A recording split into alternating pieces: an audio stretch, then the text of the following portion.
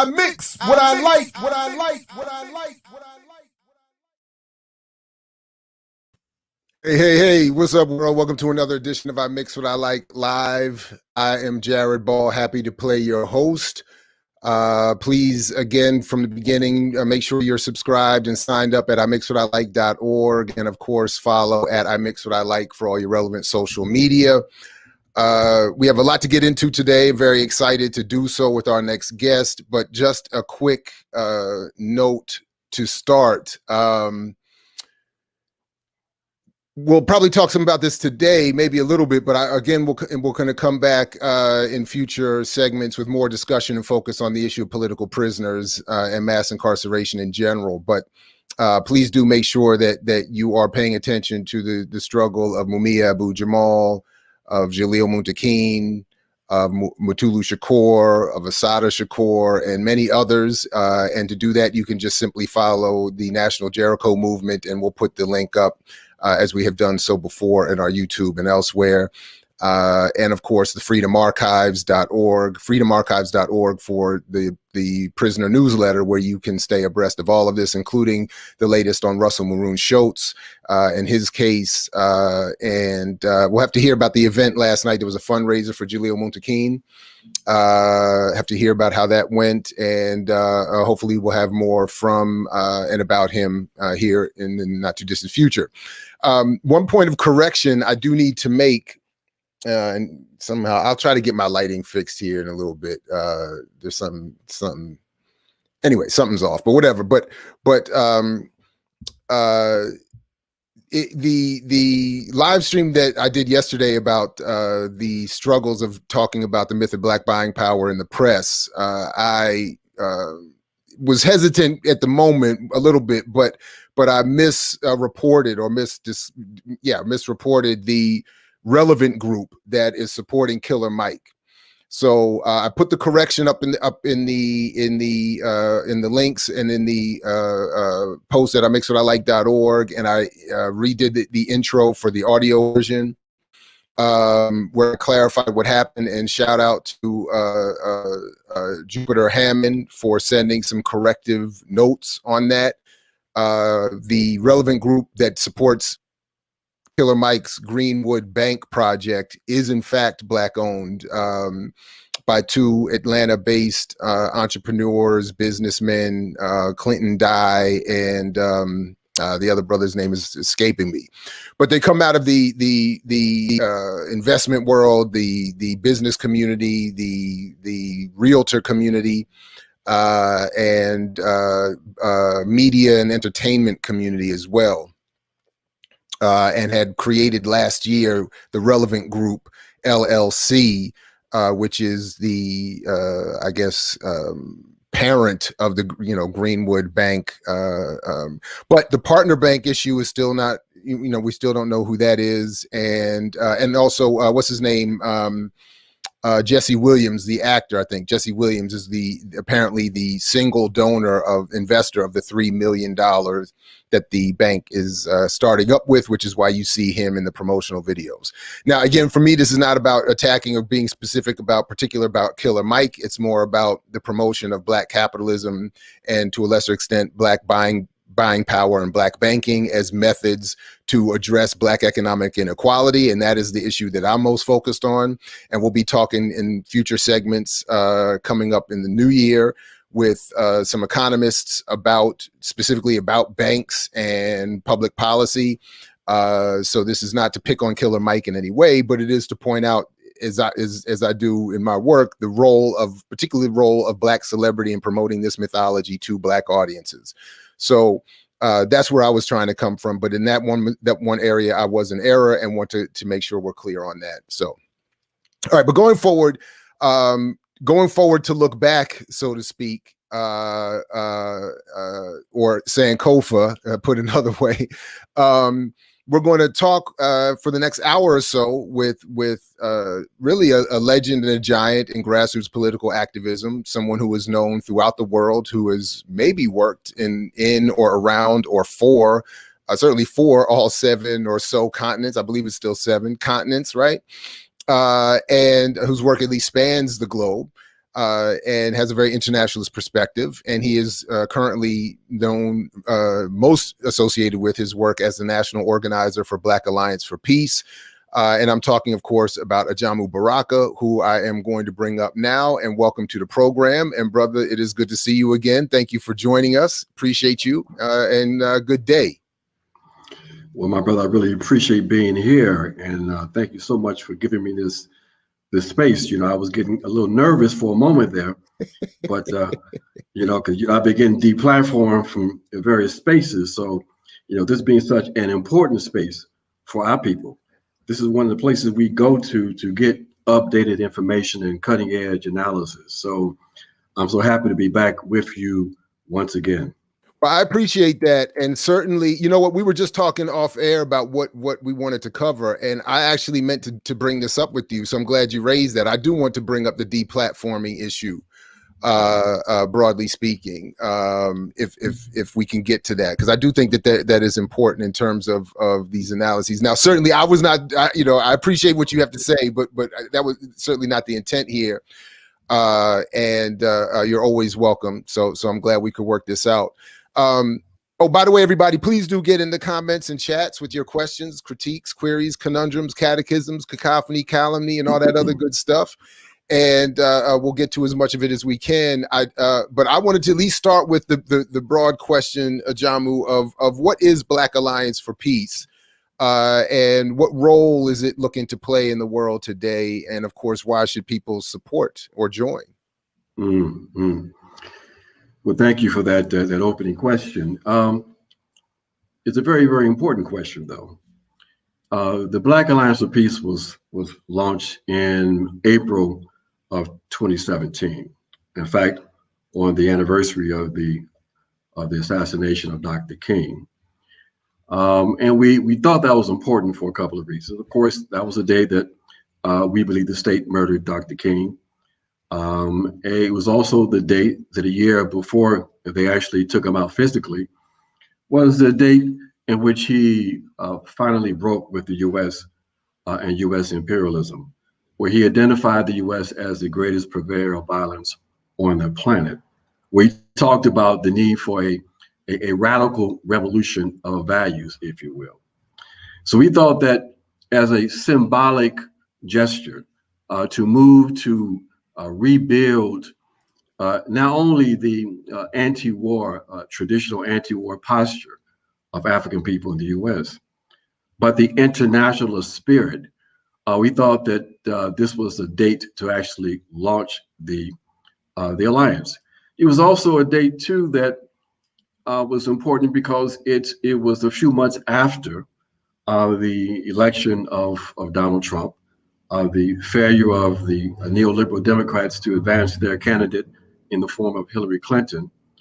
And we felt like that provided also a new context, a context in which we knew that our people would begin to come out of this almost strange intellectual and political space that our people were in over the last 8 years of the Obama administration. That for the first time in many years, people would begin to think critically again. And we thought that had to happen, especially understanding the intensifying contradictions of the U.S. and global economy, the disproportionate impact it was having on African people in the U.S. and worldwide. We said it was no more time for continued illusions. We had to come out of this funk. And so this was an attempt to, in fact, facilitate that process of building an alternative political formation that would engage our people in raising the critical questions we had to raise at this very important moment. Now, what we focus in on was this, Jared. We concluded that because of the intensifying contradictions of the system, of the capitalist order, and because of the legitimation crisis of the system that really resulted in the election of Donald Trump, that with Donald Trump and the positions of the ruling elements that force and violence would be more centered in the ability or the attempt on the part of the ruling elements to try to maintain hegemony. And we knew that that would take various forms, including intensified domestic repression, using their frontline tools, the domestic army that we refer to as police, and intensifying the military posture of their traditional armed forces internationally. We knew also too that the repression would be not only physical, but also would have an ideological component. So we thought that the only way we could counter that and organize our people and be in a position to, in fact, advance our interests, we had to get organized. And so this alliance is our attempt to, in fact, to do that, to provide a political home for people who understand the absolute necessity for linking up the struggles of our people domestically against repression, against the police, with the global component of this struggle, because we recognize we exist in one global system, one colonial capitalist system, and that we've got to expand our gaze beyond the local and the national. Not because the local and the national are less important, but we can't understand the local and the national without linking that to the international, without linking that to the world system that we are up against. And so this is our attempt to provide an organizational base to that, to provide a home for people who are thinking along those same lines, to be able to bring in other elements of our folks who are raising critical questions, that coming to the conclusions that the colonial capitalist system no longer serves the needs and interests of our people. And we wanted to have a place where they can come and be comfortable, and be in this place where we can build the kind of fight back, the kind of structure, the kind of fighting structure that we need. So we say this is the Black Alliance for Peace, but we understand that without justice, there be no peace. And we see this as an entry point, because the tagline of this alliance is that this is a people-centered human rights project against war, repression, and imperialism. So this is our entry point to our people, to raise the consciousness, to raise the organizational level of our folks, and to build the kind of revolutionary movement that we know we have to build at this historical moment. Yeah, at some point, maybe today, or maybe we'll do something else next month. Or I'll invite you to do something else next month to talk more about this. Your point about Dr. King and the state's assassination. I think there's still a lot of confusion as to why people would make that claim. But it's anyway, it's easily understood when you look more carefully at what actually happened and put it in the context that I think you're describing there. Anyway, but one thing that you mentioned, you said something about the role, understanding the role internationally of the police. And there's something that I always reference in terms of something Malcolm X said all the time, that the police do locally what the military does internationally. Mm-hmm. And I know that a lot of the work that Black Alliance for Peace does is to focus on that international aspect of policing, primarily through something that I don't think gets a lot of discussion at all, but this issue of Africom. And as I'm pulling up here on the Black Alliance for Peace website, you all keep a steady watch and bulletin that keeps people updated on what Africom is doing. And then I just noticed the other day that it was reported that both the Democrats and Republicans earlier this month approved an increase in the budget for Africom. So while we're in this crisis and pandemic and people are losing their health care and jobs and housing, and we're being told that there's no money, not only is there money found for an increase in the international arm of U.S. militarization and Western militarization of the continent and the globe, but as you see here, they got more than they even asked for. The Pentagon requested $230 million for Africom, but after negotiations between Senate and House lawmakers, that was increased by $38.5 million, budget documents show. And then, of course, so anyway, I'll let you talk about what exactly that means. But if you could just start with a quick summary of what Africom is, and then why it is important for us and Black people here or around the world to be attentive to what it is and what's going on, and then maybe add a little context to why there would be, without asking, an increase in the budget. Jared, this is really interesting that many of our people are completely unaware of the existence of the U.S. Africa Command, Africom. In fact, many radicals are not even aware of not only Africom, but the fact that the U.S. has divided up the world into these various command structures, with Africom being one. So part of what we are doing with the Black Alliance for Peace is we've been organizing a campaign to shut down Africom. And that allows us to educate people, to make people aware of the fact that Africom exists. Africom is a U.S. attempt to extend its hegemony, to maintain its hegemony on the African continent, as it does globally. It is a military structure that uses the rationale that it is there to provide some stability or support for various African states that are facing threats of so-called terrorism. They're also there, they say, to provide support to governments in their humanitarian endeavors. But what we know is that Africom was structured as part of the efforts to maintain U.S. hegemony in light of the inroads that were being made by the Chinese. And that as the U.S. expanded its footprint on the African continent, it's important to let people know how this occurred. Africom is relatively new.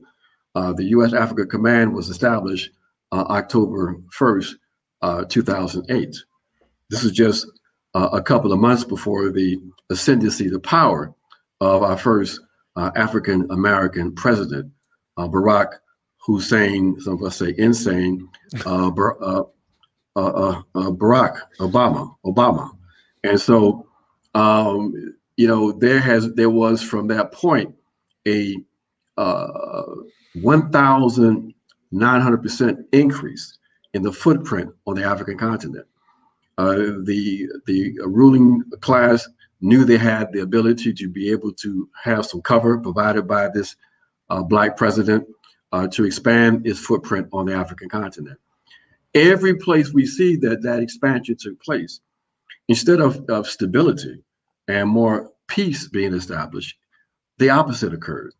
More instability, more military activity, more of the so-called quote unquote terrorist organizations propped up.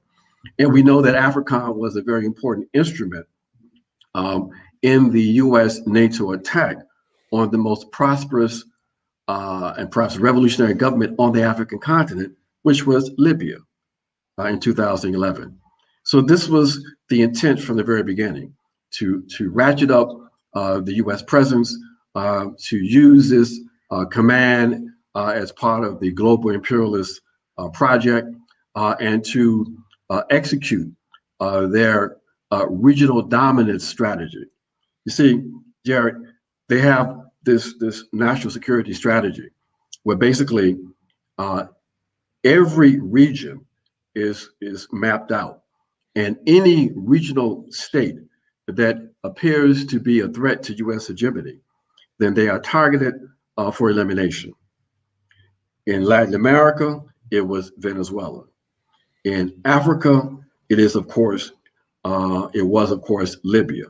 And so this is part of the strategy. So to undermine the halting attempts on the part of African states, at least the progressive ones, to move towards some kind of continental-wide unity, the target was in fact Libya. They had the ability to in fact help to finance that kind of unification. And so under the cover of this Negro president, they launched their attack and they completely destroyed Libya. So this is what they have done in Africa. This is what they're doing globally. And I come back to this point in a moment. So what we have here is Africom, and Africom is part of their global basing system. We first, as an alliance, helped to organize a global coalition against U.S. and NATO bases. Many people don't know also too that the U.S. has between 800 to 1,000 global bases, depending on how one defines bases. Okay, so the shutdown Africom campaign was part of our effort to bring attention to this global basing system. Okay, so yes, this is what we're trying to do with Africom, and you just showed your audience the Africom Watch that comes out every 2 weeks. We have built a network, a U.S. out of Africa network that now has close to 300 members representing every continent on this planet, including, of course, the African continent. And so this network is responsible for driving the U.S. out of Africa campaign. We encourage everyone who has an interest in Africa, an interest in anti-imperialism, an interest in putting a brake on U.S. Criminal aggression, to consider joining this network and helping us to, in fact, raise the consciousness of people in this country and globally on Africa. So I know my answers are kind of long, so please. No, I think it's important. I didn't think that at all. I think it's necessary to lay some of that out, especially as you say, not a lot of us pay attention to that. And for those of us who sort of peruse the so-called alternative media and journalism landscape, there's not a lot of conversation about Africom. Exactly. It's very difficult to follow outside of sources like the one you all have provided there. One question here, can you speak to the possibility of Africom in South Carolina? I'm not sure. I don't know anything about that. Is this on the horizon? What does that mean? Let me come back to that in a second. Okay. The other part of your question that I didn't touch on, I thought I was going too long, was the vote to redeploy troops on the African continent. From places like Somalia to Kenya. There's a logic and rationale for that also. Again, Africom is there to support U.S. interests, to advance U.S. interests. Right now, there's not a conversation, but there is a negotiation taking place between the U.S. and Kenya to establish the first free trade agreement between the U.S. and an African state.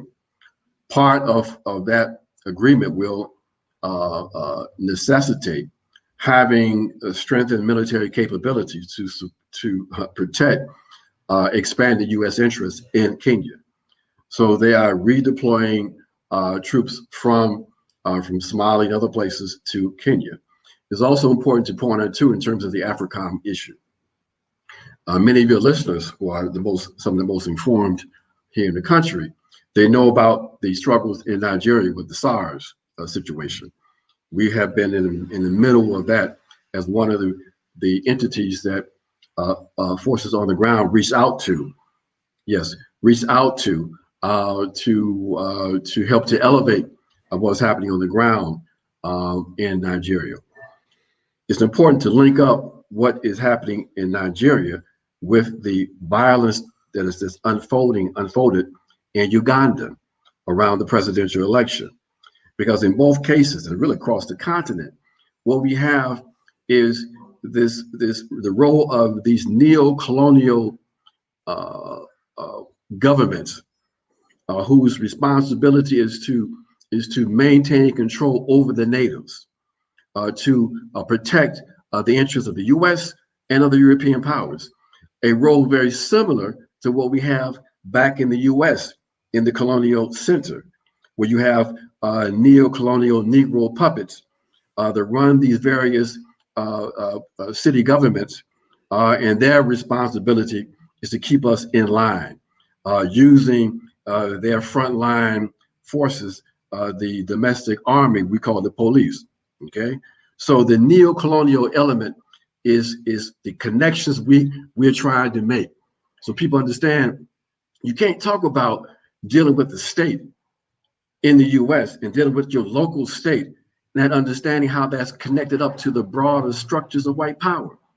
You know, Malcolm was very clear. He said, look, you can't understand Mississippi unless you understand the Congo. You can't understand the Congo unless you understand Mississippi. This is one global system.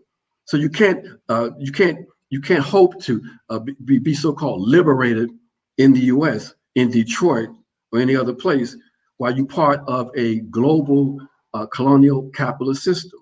Okay, so South Carolina, you know, the Africom as a headquarters was based in Stuttgart, Germany, and they have closed that base down, and they're looking for other places to, in fact, situate the base, the Africom base. Politically, they don't want to embarrass an African state by situating it on the African continent, and in some ways, it's understandable because nowadays you really don't have to have the base in the region where you are attempting to control. So there was some discussion around the possibility of Africom coming, in fact, to South Carolina.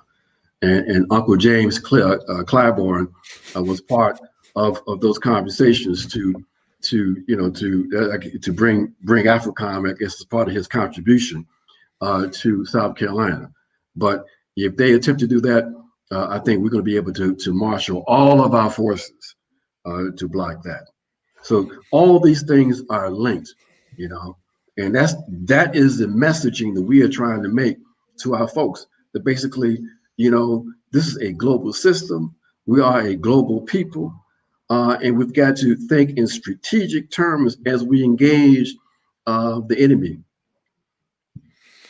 There's at least two more questions on this before we move on from this topic. Just real quick, to the best of your awareness or recognition, what is the response of continental Africans to Africom? How is the continent responding, or what are the debates like? I'm obviously it's not one response.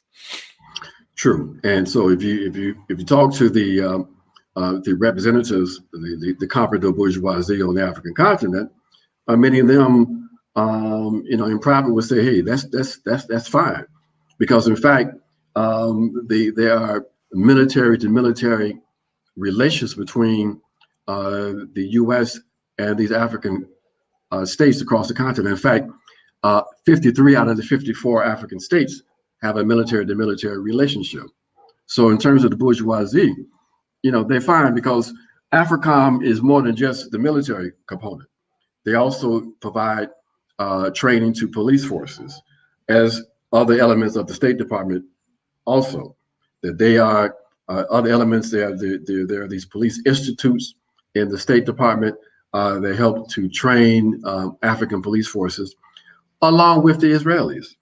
This is another connection that we make in the Black Alliance of Peace as part of our ongoing campaign, our no compromise, no retreat, defeat the war against African people in the U.S. and abroad. We make these connections.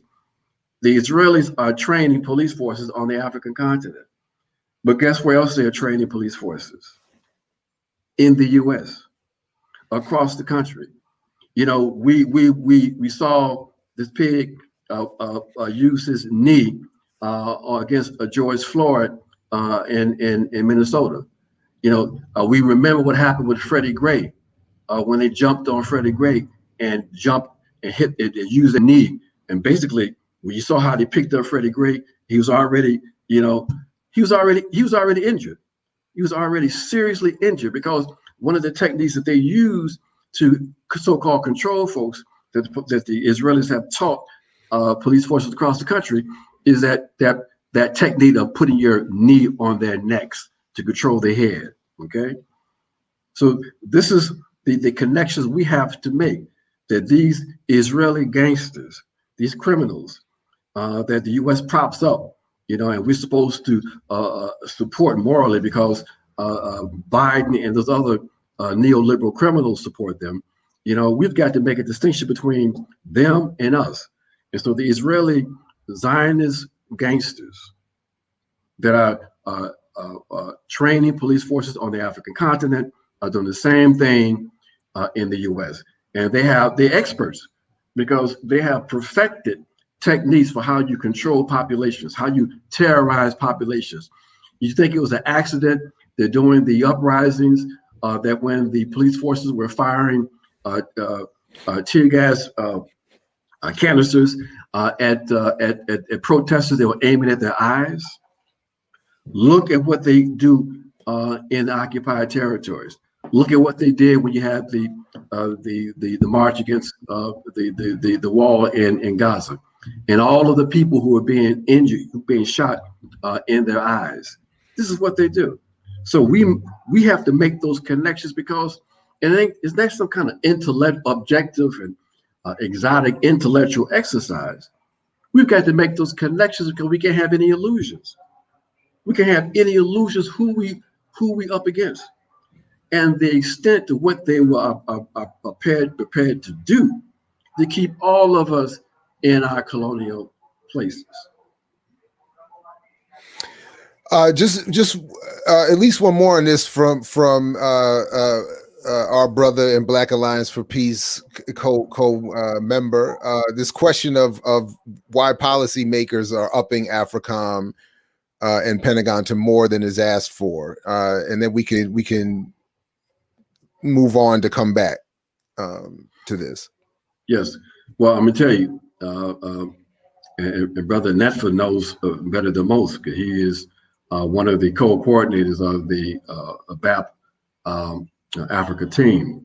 That this is part of. They understand that Africa, in fact, is this area of contestation, and even if the Pentagon is timid about their request, the authorities want to make sure that they have what they need at this point. And this is also similar to what we saw happen with the broader Pentagon budget. In the midst of this pandemic, where they pretended not to have the ability to come to an agreement to provide support to the ruling to the working class, where they couldn't come to an agreement before the election, and even afterwards. In the midst of all of this so-called disagreements, they were able to come together as a Congress and pass another record increase in military spending, $740 billion. Why? Because they are united in advancing the objective interests of the ruling bourgeoisie. But Ajamu, Nancy Pelosi did say that the $300 checks are substantial. that everybody's going to get here. She said they're substantial, so it must be that they are substantial.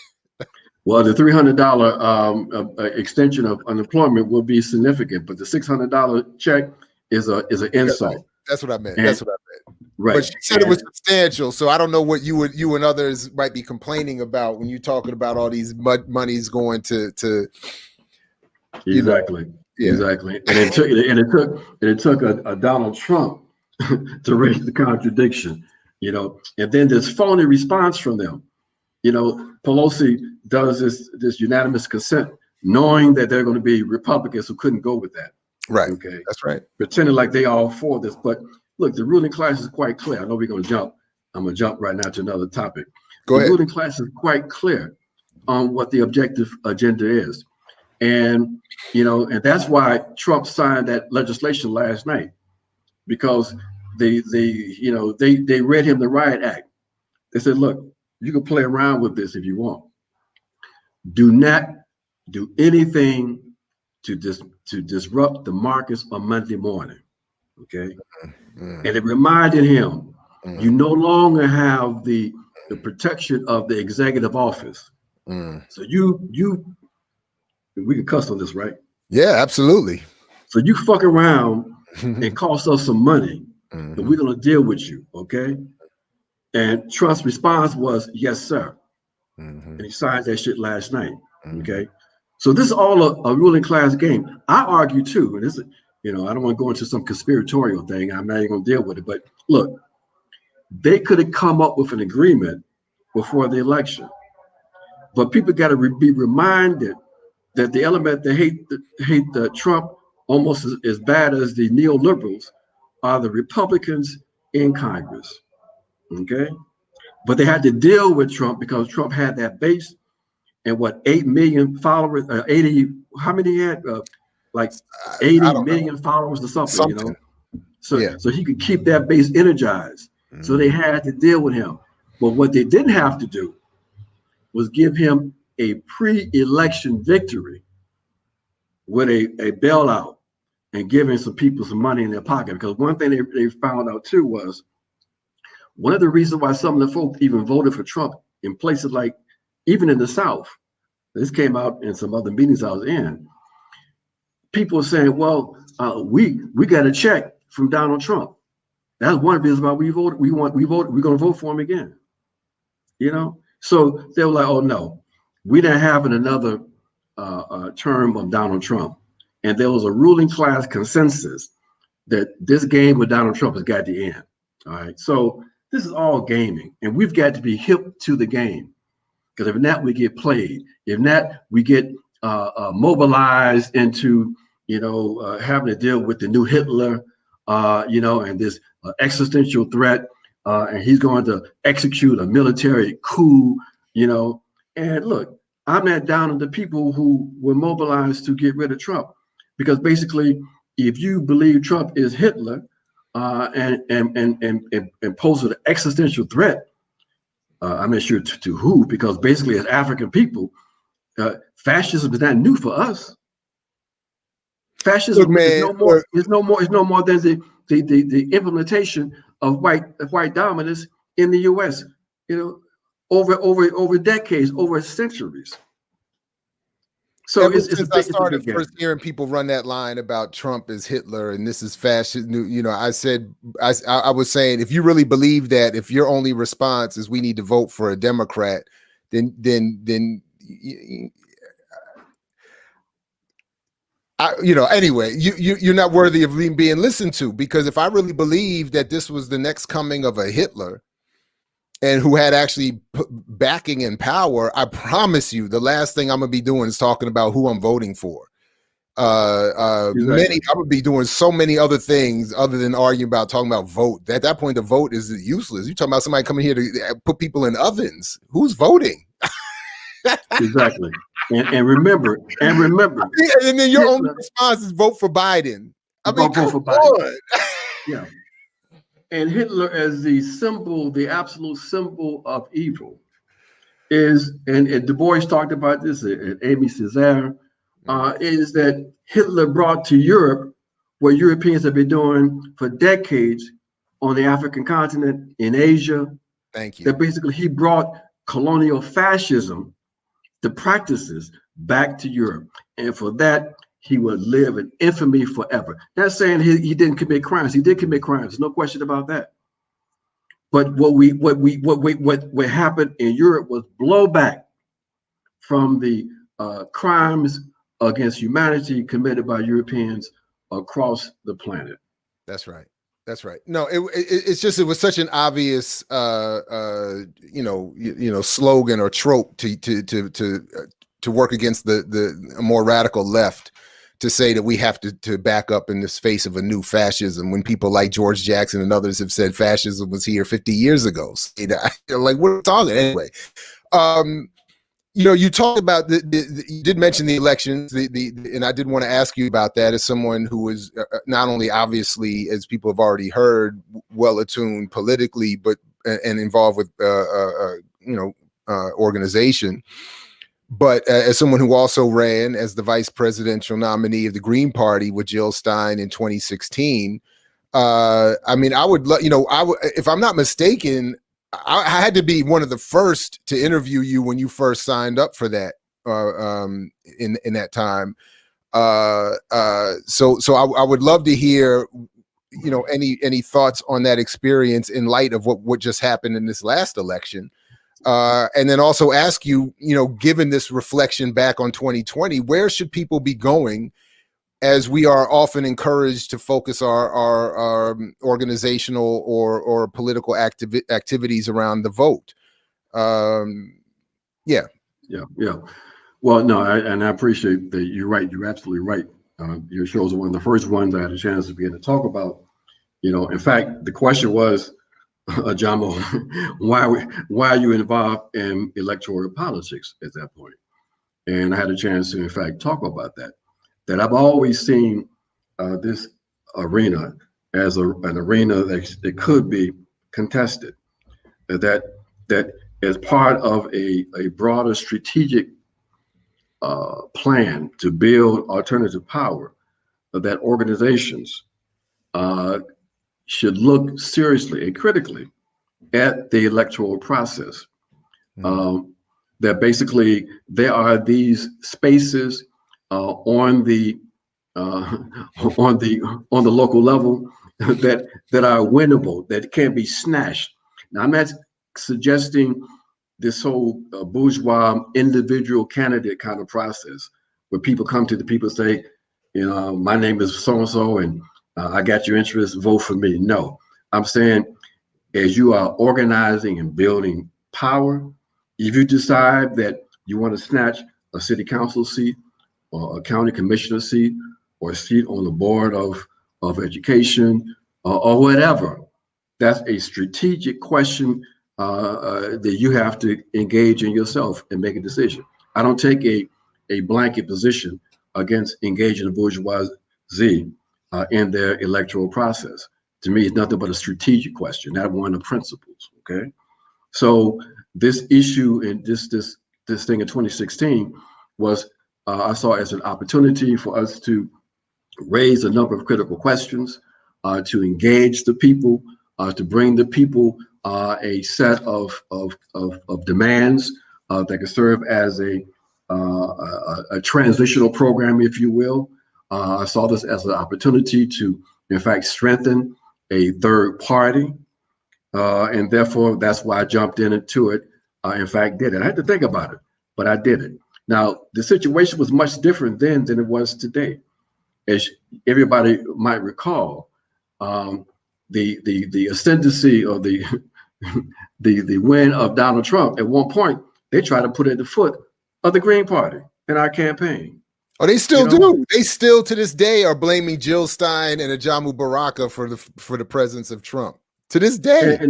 And the thing about it, this is a serious charge, because not only, and I don't go on Facebook and boo-hoo and cry. Look, we got death threats. Okay, you asked me about the building the Black Alliance of Peace. When I went on certain tours and stuff, the organizers had to build in a security protocol arrangement, because I have folks there who, there's no telling what they might do. All right, the Senate engaged, the Senate and the House, primarily the House, engaged in an investigation, and then the Senate committee. And it's one thing to be attacked by somebody on Facebook. It's something else to know your name's being circulated around by the Senate and the House. Okay, so this was a serious situation. All right, so what they did to make sure that there was no impact on the vote in 2020, when Howie Hawkins and Sister Angela Walker joined the campaign, put together their forces in their campaign, the bourgeoisie said, we're not playing with the Green Party this time.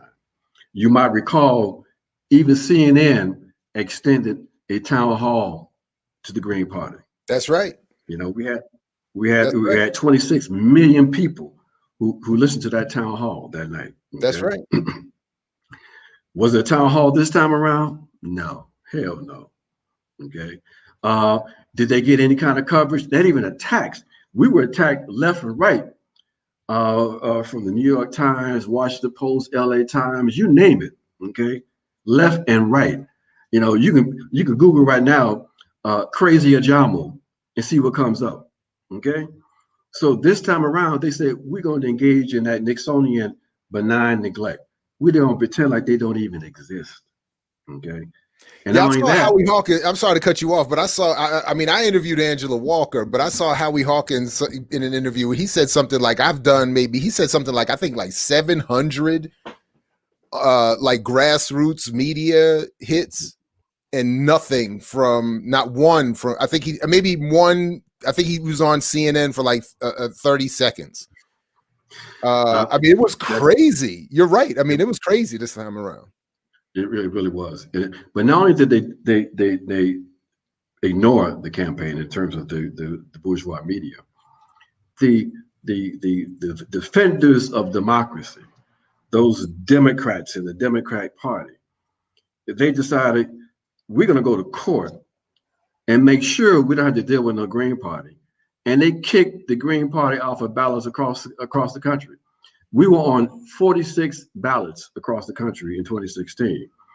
This year, the campaign was only on like 30, 31 states. And in those key swing states, nada. They kicked them off. Okay.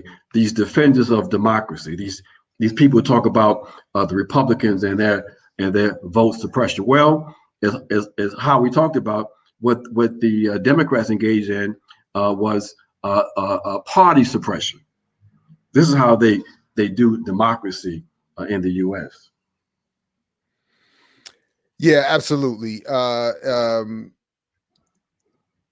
Yeah, thank you for that for sure.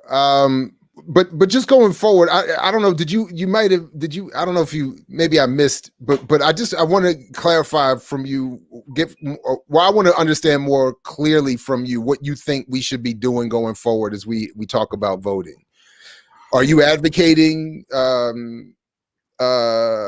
sort of a return to the Green Party? Do you have any particular advocacy around that? I know I was trying to remind people of what Malcolm X, since he again mentioned earlier what he actually was arguing.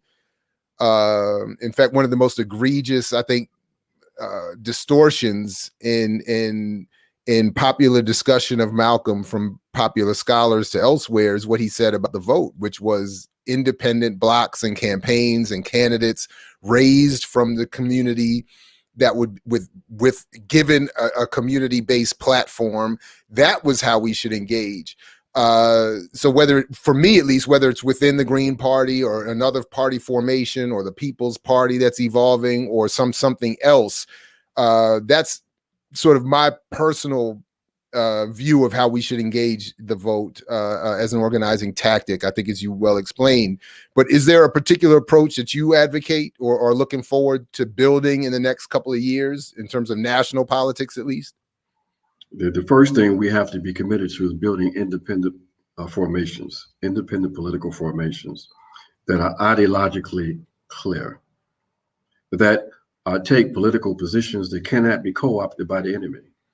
You see, when you take a clear political stance and you say that, capitalism is killing our people and that we've got to build a revolutionary movement that ultimately will arrive at a socialist transformation. You can't co-opt that, So we've got to have a framework and a vocabulary. It's also so long for a hashtag, right? Yeah. Resist capitalism and develop a socialist transmission. Well, we could divide that, No, but I'm saying that's good. That makes it harder to yeah, co-op. Yeah. Anyway, exactly. Sorry. And that's why we're moving in the Black Alliance of Peace toward developing this people-centered human rights framework as part of that trajectory. That instead of this bourgeois liberal states centric human rights stuff that they do, that Joe Biden can claim to be a human rights defender, or Barack Obama, or even a Donald Trump. We say that we've got to decolonize human rights. It's got to be at the center. It has to be principles of self-determination, social justice, participatory democracy, and that we build alternative power with the objective of reaching restructuring society in order for all of our objective human rights to be realized. And the only way that we can objectively realize all of our human rights is in a socialist society. Okay. Now, that's Ajamu's position. It's not a position yet of the Black Alliance for Peace. So we want to make that clear, because the alliance is an alliance of organizations and individuals, and many of these kinds of political questions we still are engaged in struggling through. Okay, so that's my position as Ajamu Baraka. That basically this is the framework that we can use to help us to realize where we need to go. But to your question again, is building independent political organizations. If you decide to engage in the electoral process, again, that's a strategic question that you all have to deal with. But as you said, it's got to be from an organized perspective, okay? And it's got to be part of a strategic plan, you know, and you don't put all your eggs in one basket. You don't just, you're not organizing just to engage the electoral process. We talk about building dual and contending power. It's about building power, dual alternative structures, and that's the route we've got to go. One of the things that I think has been very, very beneficial, one of the silver linings out of this tragic of COVID, is the revival in the US, at least, of what we refer to as so-called mutual aid. That's the term people use. But all that really is for the US, a new kind of organizing that is really centering the material needs of the people of your communities. And throughout the global South, that's how people build organizations. You build organizations, you're not just engaging in abstract sort of political questions, you're dealing with the material needs of the people, okay? You are mapping out your community. You organizing block by block or village by village, okay? You providing those needed services that the state is not providing, while you also simultaneously putting pressure and demands on the state, okay? So this mutual aid thing is helping people to understand a broader concept of community organizing and building independent community structures and institutions. That's what we have to build. The electoral process, that's just it's a local question, an organizational question that people have to answer for themselves. We do have a couple people in Black Alliance for Peace, I think, would like to hear you elaborate on this question of the candidate pledge. And I agree. I'd like to hear if you could say a word or two about that as well. Well, what we came up with about a year and a half ago was a set of demands that we thought should serve as the basis for any candidate or any elected official, for that matter, who wanted the support of our people and even other progressive people. They had to have a commitment to a set of minimal positions. And some of those positions were, and we touched on some of them, to be opposed to the 1033 program we haven't talked about. The 1033 program, of course, is that Department of Defense program that's been primarily responsible for militarizing the police forces across this country by transferring military-grade equipment from the military to the police forces, to the tune of over $5 billion. Under Barack Hussein Obama, that program expanded 2,400%. Okay, so we are opposed to that. Now, Obama made some cosmetic changes to it that Trump reversed, but the essence of that program continued and continues to this day. So we said you got to be opposed to 1033. You got to be opposed to this new program that the Trump administration started called Operation Relentless Pursuit, where they're giving local governments resources to strengthen their anti-crime capabilities. Okay, we say you've got to be opposed to the Israeli training of police forces. There's no ifs and buts about that. You got to oppose that. You got to be opposed to the expansion. You got to be opposed to Africom. We say shut down Africom. You got to be opposed to the 800 to 1,000 bases across the country. Oppose that. You got to be opposed to the proliferation of nuclear weapons and support the move being made by the General Assembly of the United Nations to prohibit the use of all nuclear weapons. We are part of collective humanity. If there's a nuclear exchange, we all die. No matter if you are African or European or whatever. We say you've got to oppose that because the US was in the forefront of opposing the banning of nuclear weapons. And so these are some of the demands that we raised that said that if you want our support, you've got to take these positions. Now, and we had people to sign a pledge that they would take those positions, and from that, then you win our support. Now, those demands have been carried over as part of our campaign going forward. So that is what we came up with. We tried to get other elements within the anti-war, anti-imperialist movement to embrace some of that. One did the U.S. Peace Council, and they have a Move the Money campaign, which is a very important campaign. But we said that these are some of the minimum positions one has to take. All of these positions, ending sanctions, et cetera, et cetera. Yeah, someone sent me a text asking about why the slogan "defund the police" is taken off, but not defund the military. I know I've asked a similar question in other spaces, arguing that one is the logical extension of the other, going back again to what Malcolm used to say about the police doing locally what the military does internationally. Any thoughts on that particular development of a slogan, or why one would take off and not the other, or and I don't know, any thoughts on that in general? Well, it's a very complicated kind of question. I mean, in terms of why one took off and not the other, I think the connection hadn't been made between defund the police and defund the military, but that's slowly being made. The second thing is that the defund the police slogan kind of emerged, of course, in the middle of the George Floyd demonstrations.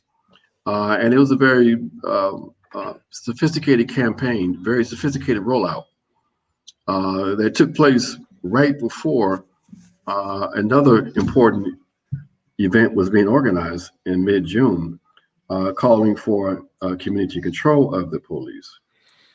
That, of course, most people didn't know about because it got overshadowed by the demand for defund the police. And so it's a very interesting and serious question that we have to really debate, because the sentiments for defunding the police are quite clear. The idea that funds should be transferred away from the repressive apparatus of the police forces to address some of the local material needs of the community is understandable.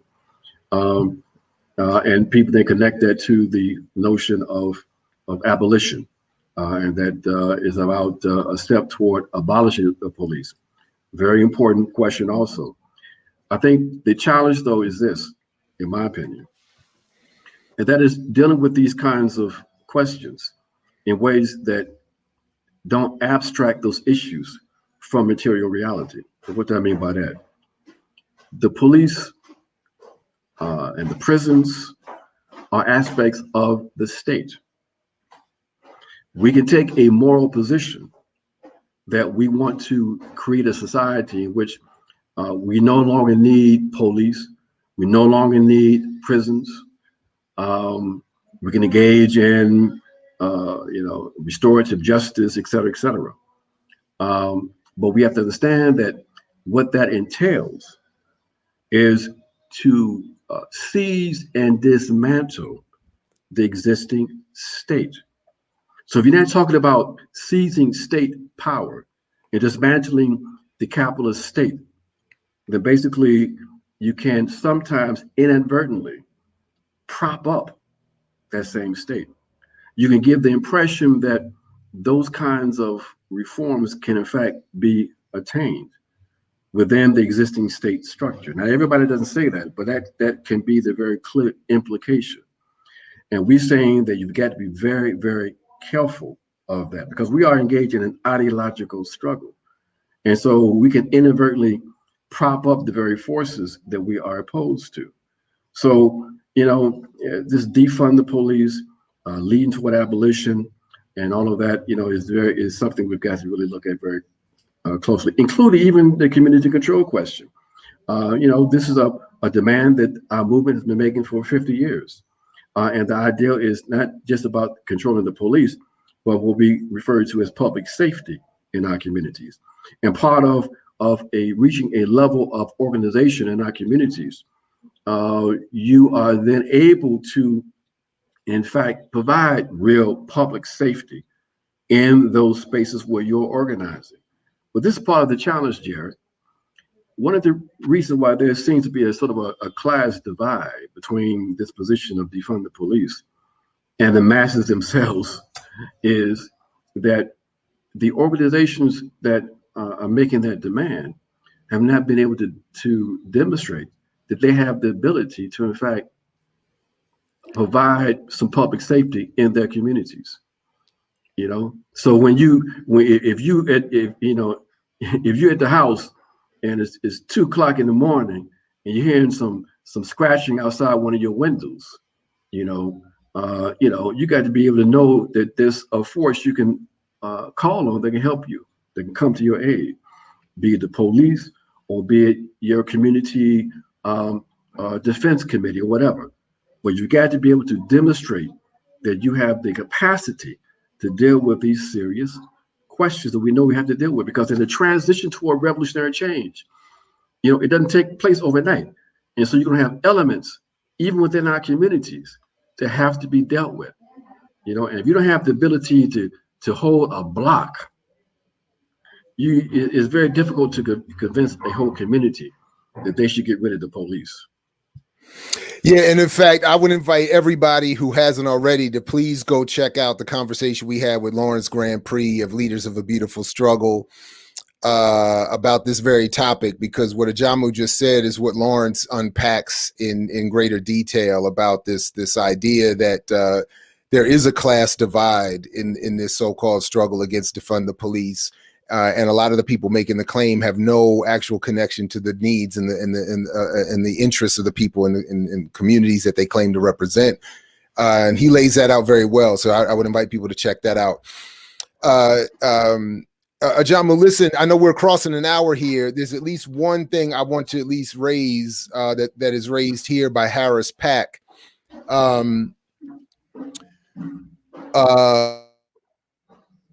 Excuse me. This has been something I've been, has been of interest to me for a long time. And in some cases, I've been accused of being, having too much of an emphasis on it. But this question of the left-wing media, which I think I think at least is related to the point you raised earlier about being deplatformed, so to speak, that there is an alternative press community. It is often white, and for me raises a lot of contradictions, because in many cases I'm a consumer of a lot of it and find it valuable in terms of just getting some news that doesn't come from MSNBC or CNN. But they have tremendous gaps. The African world, African people contributing as reporters or analysts. The focus on the conditions of African communities in particular are just not things that they deal with. And in fact, in a couple of instances, I've been really even troubled by their sort of engagement in brief with some of these issues, where they sort of reach out to some of the more mainstream Black voices that they think are acceptable within even so-called left circles. But I don't hear a lot of the discussion that you've already raised here. And I can already point to a couple of things that you've raised today that are easily deplatformable or would be seen as such. Just your focus on African people, internationalism, a critique of capitalism, a critique of Zionism, of course. I mean, obviously, these are things that are not, welcome. So I look, I have a lot more to say on all of that, but just to bring this question back up, do you have any thoughts on what Pack is calling here the so-called left-wing online media that is being driven by white talking heads? Well, it's interesting. I think it's part of what we've been kind of alluding to in this conversation. the ideological struggle that's taking place in this country, even among forces that identify themselves as left. That there are so-called left forces that have taken positions that have been in alignment with the interests of neoliberals. And because of that, those of us who take a consistent and uncompromising positions on issues of U.S. imperialism, white supremacy in all of its forms. So I'm not just concerned about what's in some white person's head. And I don't deal with this anti-racism BS. Okay, I'm concerned with the material reality of white supremacy. I'm dealing with the white supremacist ideology in the sense that the ideology that frames and centers European civilization as representing the apex of human civilization, something that has been normalized to the extent that people don't even see it. And so in that framing, I can place a Barack Obama and Susan Rice as white supremacists, okay, along with Joe Biden and Donald Trump. So when you have those kinds of positions, people don't necessarily want to hear that. So issues of U.S. imperialism. How many places have you heard people talk about Venezuela and why it's important to support that process in Venezuela? You can't go to Democracy Now anymore. I haven't been on Democracy Now in 4 years. Yeah, they've become an unfortunate disappointment for sure. That's why shows like your show is important. That's why we've been building this Black Alliance of Peace, we've been establishing relationships with those efforts to provide alternative information and alternative analysis. That's why you find ourselves in the Black Agenda Report. That's why we raise up Voices with Vision. It comes on every Tuesday morning. That's why we point people to hood communists. We say we've got to build our own structures, own independent alternative structures, because we can't depend on the corporate press. And as an independent Black left, we can't depend on these white left spaces either. Okay, so yes, those forces are forces that have a political perspective, a position, and they're going to run it in a position that keeps them in alignment with the laissez left here in the U.S. And in Western Europe, because they don't understand that the center of revolutionary opposition has left the European left decades ago.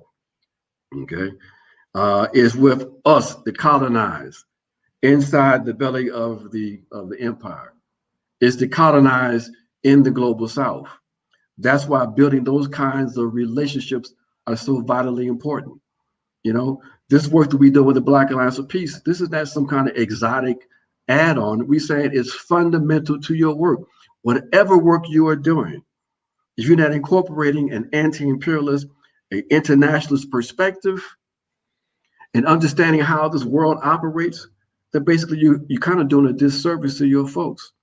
If you only involve in your one little fragmented issue, disconnected from an understanding of the state, disconnected from an understanding of capitalism and imperialism, then again, you're doing a disservice to your people. And don't tell me, you can't tell us who are doing this work, our folks ain't ready for a real political engagement, real political education.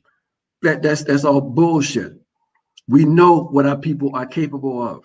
Okay, I tell people, we had someone come up, run up in our space, who proudly proclaimed that they're relevant because they don't use the word socialism because our people just ain't ready for it.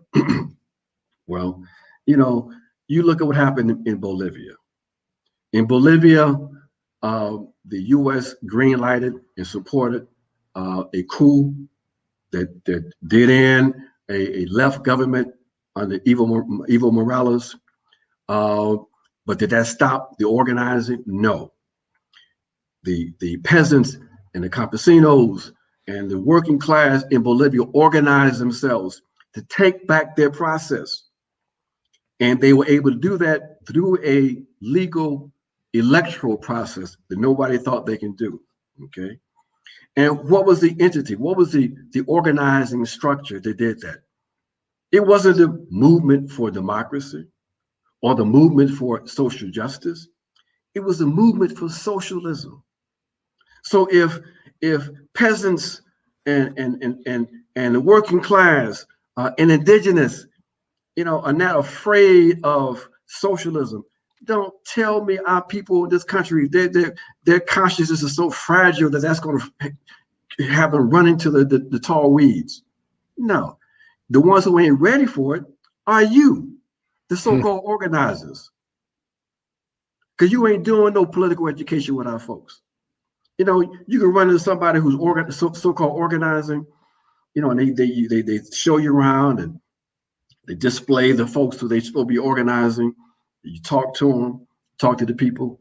You come back 2 years later, talk to those same people to see what kind of political development is taking place. None. They're not doing it because they don't believe our people can understand capitalism or socialism, understand the full-blown political economy.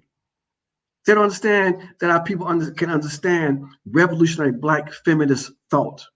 They don't understand it. They don't do that because they don't understand it themselves.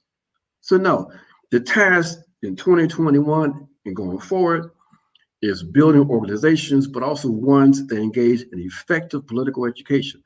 If you're not engaging our folks in dialogue and raising consciousness and building a revolutionary subject, then you're bullshitting the people, you're bullshitting yourself, okay?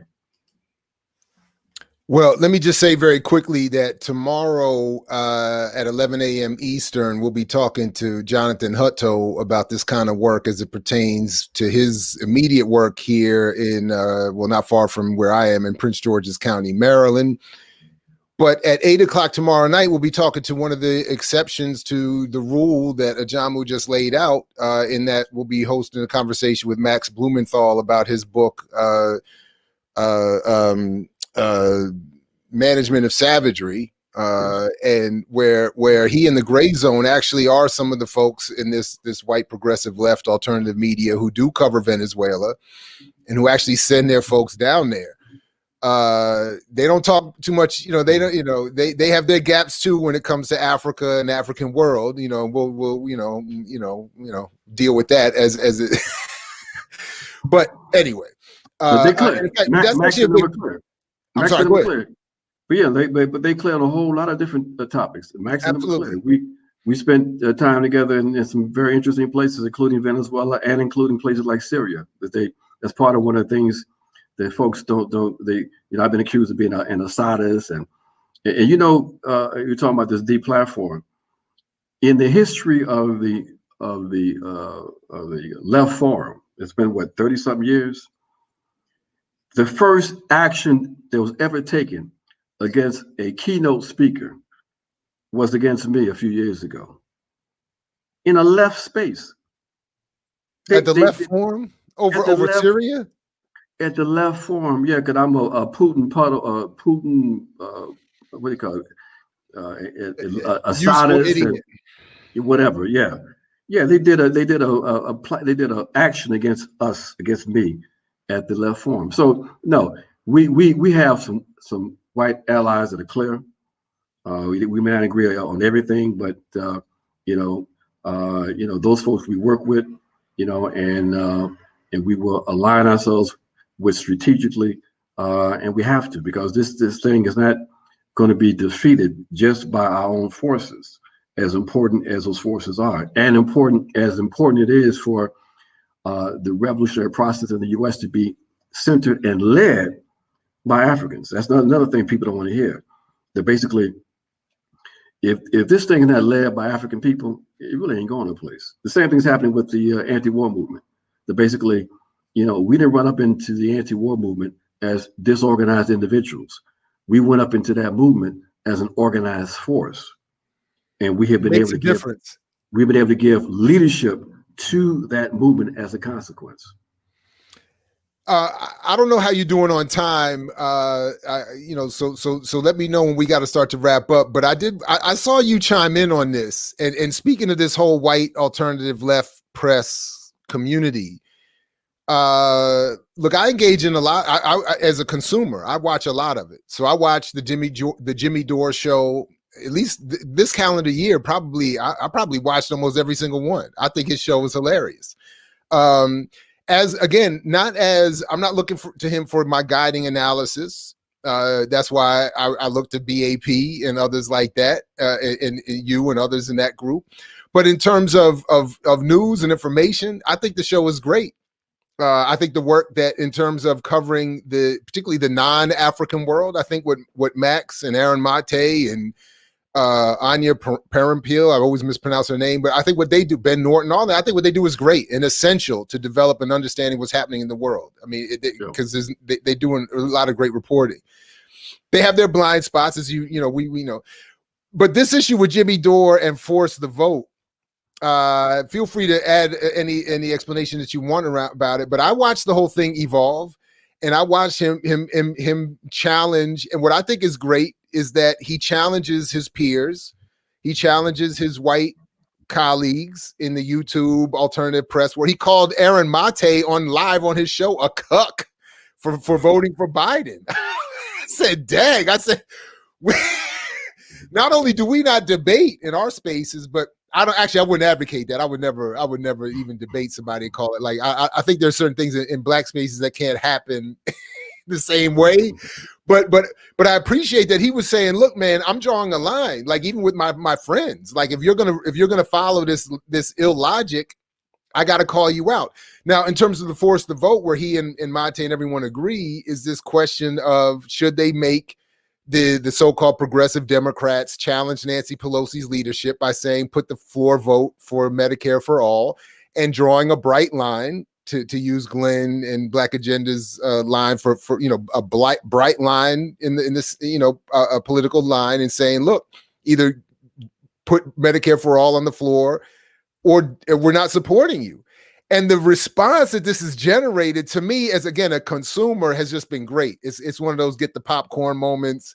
I mean, I'm watching the so-called progressive left community fall apart over issues I would think we took for granted. But you did chime in. I saw you on Twitter say, obviously, like if something to the effect, if I remember correctly, obviously this is right. But it was like, but anyway, go ahead. No, like yourself, I've been watching this. It's been very interesting and interesting to see the reaction to Jimmy Dore, and how some of the old weapons were used to try to silence and intimidate him. But the question that was raised was a legitimate question, and something that needed to be raised quite some time ago, even during the Democrat Party primary process. I mean, when Bernie Sanders basically surrendered to the neoliberals, that disrupted and demoralized his base, and the question of Medicare for all basically disappeared in the midst of the most devastating medical emergency this country may have ever faced. So no, if the Democrats want to pretend to be the party of the people, then they need to be put on blast. People talk about holding their feet to the fire. Well, that's what they're talking about doing, holding their feet to the fire. Let's demonstrate where they really are, not only on the issue of Medicare, but the same thing should have happened a few days ago when Trump put the block on that so-called stimulus bill. Right. That basically this was an opportunity to expose the Democrats for the party of the capitalist dictatorship that they really are. People they were actually making arguments on CNN and other places about how terrible it was to go from 600 to 2,000, and how this is going to be devastating and is going to delay the checks by maybe a week. And I put something on Twitter also on that. I said, look, let's ask the people if they prefer to $600 now or to wait a few days and get 2,000. How about that? You know, and if Trump wouldn't have been so afraid of the consequence, then basically he had the leverage to force Congress back in session today and to tell them, send me a bill by the end of the day or override me. And it wasn't going to happen. They wasn't going to override them. You know, you had the talking heads talking about, oh, the Republicans are going to override Trump. In what world are you living in? They're not going to override Trump with a base of 74 million people? Something, yeah. So basically, what happened last night was another example of the ruling class agenda winning out once again. So no, these are the kind of questions you have to raise politically. And if you're afraid to raise them, then you know, get out this game. This ain't for you. It's funny that George Jackson raises this comment because I do. They don't listen to me, but I did in fact. Jimmy Dore for a while started. This is how much I watch. He started bringing up the tweets of like they. So this is my point. Like the even and he's not left, but even the white left mimic this mistake. They don't interact with real black left radical politics. So when it comes to the hot moment, they'll grab whoever is hot to them that they know is black. So for a while there, he started grabbing because it suited his argument tweets from Tariq Nasheed and saying it right. And so I did message him. He didn't respond, but I did message him and say, look, man, you should talk to, and I mentioned Ajamu Baraka, Dhoruba bin Wahad. I said, there are others. Like I get what you're trying to do. And I wasn't even mad. Like I get, you don't know black people, you don't know the, but you're making it. By the way, I did the same thing with Aaron Mate when he interviewed Peniel Joseph after Bill Clinton talked about Stokely Carmichael. And because Peniel is one of the few black scholars he might have heard of, who wrote a book nominally about Stokely Carmichael, I just messaged him and said, look, man, you know, it's something to the effect you're making a mistake akin to commercial media when you interview folks like this. And I'm not mad at you. I know this isn't your lane. If I could just help you out a little bit. Anyway, anyway, go ahead. It's interesting. Jimmy does seem like he has, I don't know, some kind of strange blind spot or something when it comes to black folks, in particular, maybe black men also, because I know for a fact people have been telling him for years or asking him why he hadn't brought me on the show. I ain't looking for it, but I'm saying I know that it's been raised. So why that has never happened, I really don't know. No, I mean, I think, it's well, I mean, I think the politics are clear. I mean, he's not a radical. He's not even a nominal leftist. He looks good because look, he's a comedian. He comes out of that world. He knows how to put on a show. He's got a crew that works with him. They can produce a show, and he's easy to look watchable now because of how bad everybody else is. I mean, this is even his own joke, the point he makes. That you know, so but he's not going to go that far, and they don't know, you know, they don't anyway. Even people who should know, I would think, and should do better, don't really have a direct routine engagement with black radical politics, thought, traditions. So you know, so Jimmy will he'll grab a quote from Dr. King, and he'll bring Cornel West on. You know, I mean, but that's everybody knows who they. I mean, you know, anyway. So, but not to make the point about him, but the point really is for me about these so-called alternative spaces that leave a lot of work to be done that we're all trying to fill. So, listen, I don't know. I don't want to cut you off. I know we're approaching 90 minutes. But I want to give you the last word on any of this and just say again how much I appreciate you taking the time. I really enjoy this. We'll have to do this. We'll make it much more routine, make it a regular thing. I mean, I don't, you know, like the thing with Dhoruba, you know, people like Dhoruba calls me and we go live. That's it. That's how it works. So you obviously, with me have that pass. So whenever you want to go, whenever you say something, if this platform will help you just holler. We'll jump on and do something, or plan it out and, and be more prepared either way. But that's one reason why I want to do it, and why I've always enjoyed doing radio, and have never minded the relatively small but thoughtful audiences that we get. So anyway, Ajamu Baraka, Black Alliance for Peace national organizer. Thank you very much. I'll give you the last word. Well, thank you. No, I really enjoyed this, and I would definitely take you up on that invitation. Do that. There's a lot of stuff that we have to talk about. Like, for example, we didn't get a chance to talk much about what is going to be the objective situation facing our people in 2021 and going forward with this fiscal crisis on the local and state level, with the astronomical levels of unemployment. I mean, we are facing a serious issue. So I want to come back, in a month or so and talk about that as we get clear about what's really going to happen. So thank you so much. This is one of the premier shows on the airways, on YouTube. I strongly encourage everybody to listen and to view. We've got to support your show and shows like this, because sooner or later, and we talk about this much in terms of censorship, they're going to knock and lock all of us out on these big tech platforms. So we got to be prepared to have some alternative ways of communicating with one another. So thank you so much, my brother.